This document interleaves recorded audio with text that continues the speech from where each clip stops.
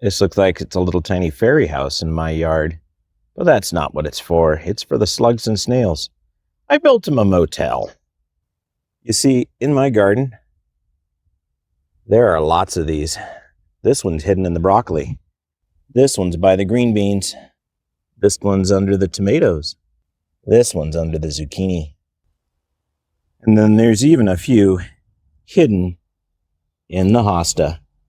So what are these slug and snail motels or hotels for? Well, if you want an easy way to get rid of slugs and snails where you don't have to be out in the middle of the night, you don't have to spread chemicals, this is one way to do it. Hey, Ag Teacher Thoughts here, coming at you with another video. Well, it's that time of year again that we need to start capturing these slugs and snails. I did a bunch of yard work this weekend and found snails reproducing and laying eggs in the soil. We have escargot snails here.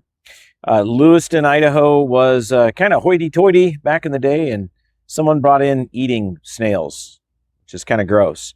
But anyway, I went out the other night and collected probably a solid gallon of great big inch-plus diameter snails. Some of them probably 1.5 inches, 1.75 inches.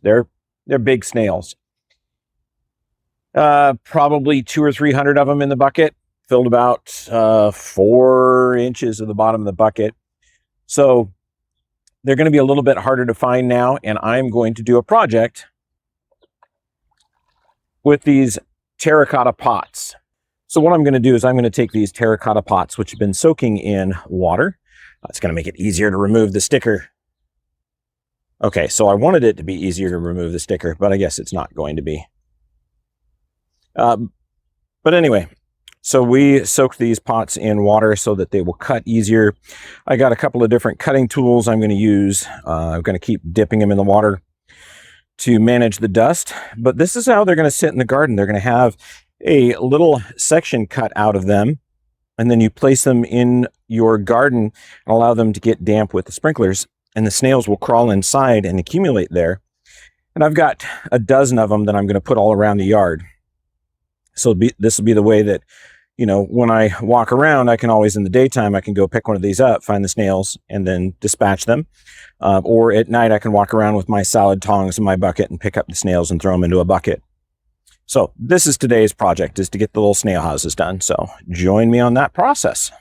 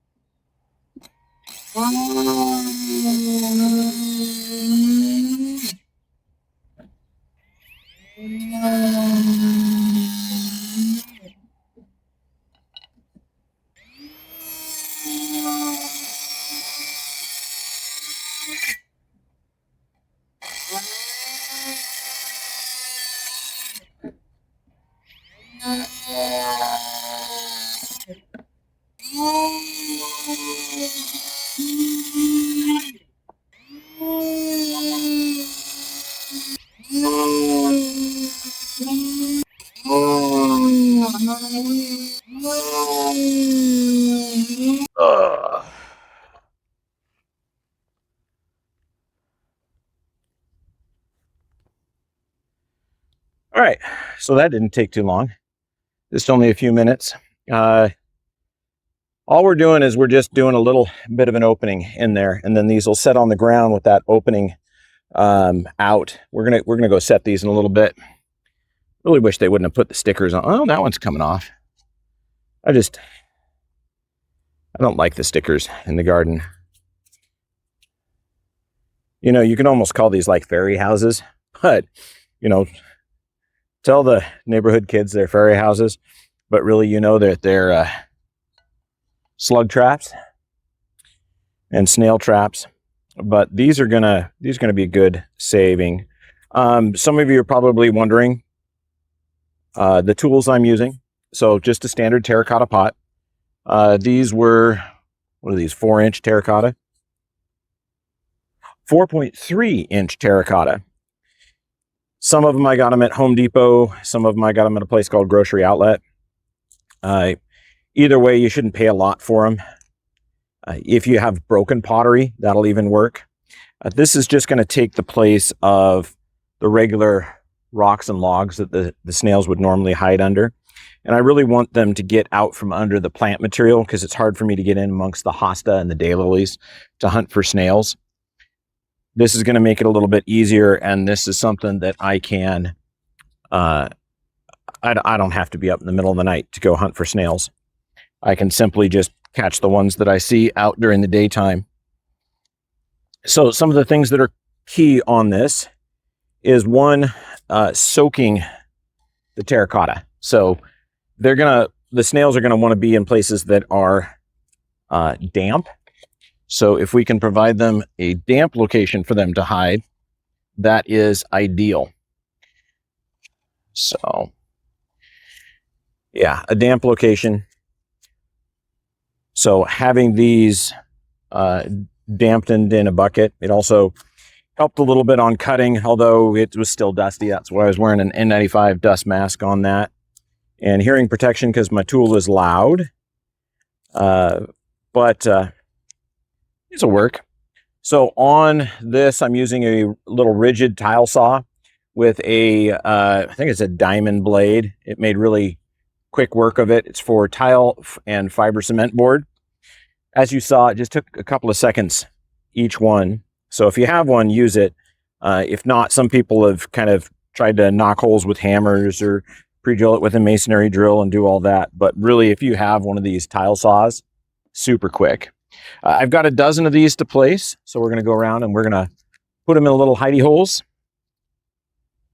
And hopefully it'll be an option for us to get rid of our snails. So let's get started on that. All right, the most obvious place to put these is in the middle of your vegetable gardens. So you can put these out just in the garden.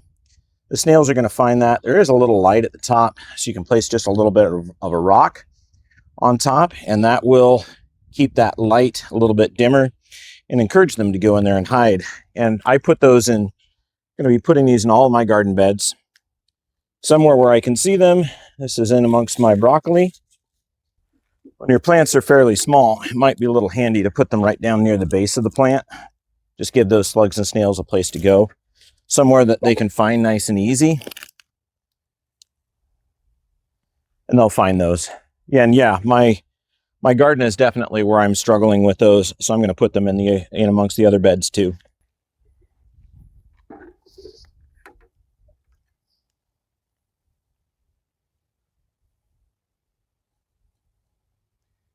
Probably tuck that in a little bit further. I'm going to put that in the middle of my tomatoes.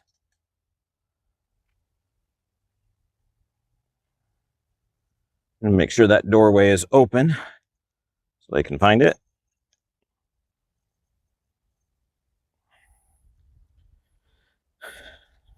And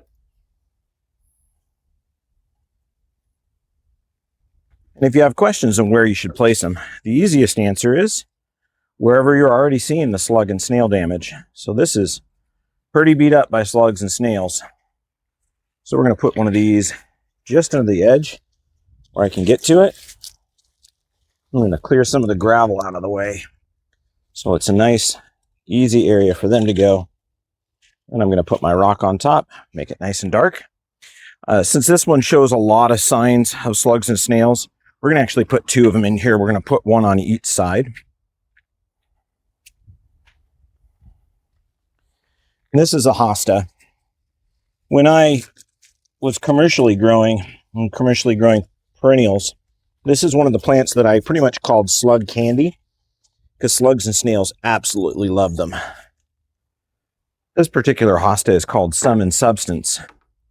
Yeah. Those leaves are bigger than my head. When they get older, they seem to be a little bit more slug resistant because their substance of their leaf gets a little bit thicker. I know, ironic, Sum and Substance, and you call the structure of the leaf substance. We're going to put a couple of these under here. Try to find some more of those snails.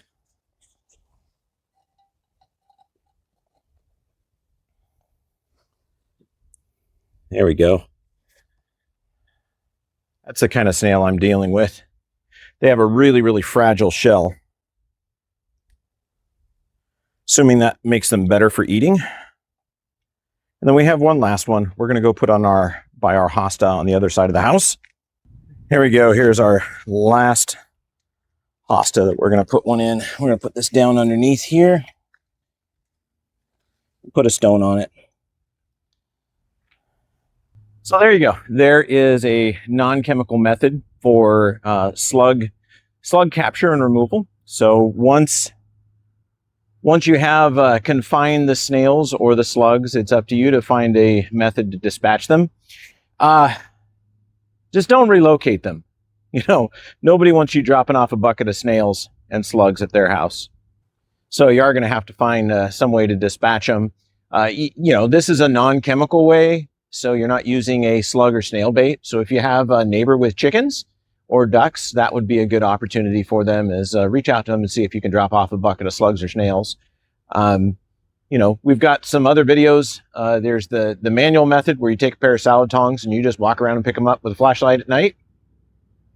I got a gallon of them, like full gallon worth of them the other night. I'll probably come in after the thunderstorms tonight when it's still nice and cool, and I will try that again here. If I do that for a couple of weeks, I will eliminate the majority of the slugs and snails that haven't been laid already. I kind of missed it by a couple of weeks. It's been a much warmer year, and I have been busy and didn't get the snail traps built. But there you go. That's how you build a snail trap and how you place them out in your yard. And hopefully you appreciate a non-chemical way to remove slugs and snails from your yard. Well, there you go. I hope you learned something. I hope you enjoyed. I hope you subscribe to the channel if you feel that we've earned it. And if you would like more in-depth lessons on horticulture and some of the weird plant things out there, you'll find it on patreon.com/agteacherthoughts.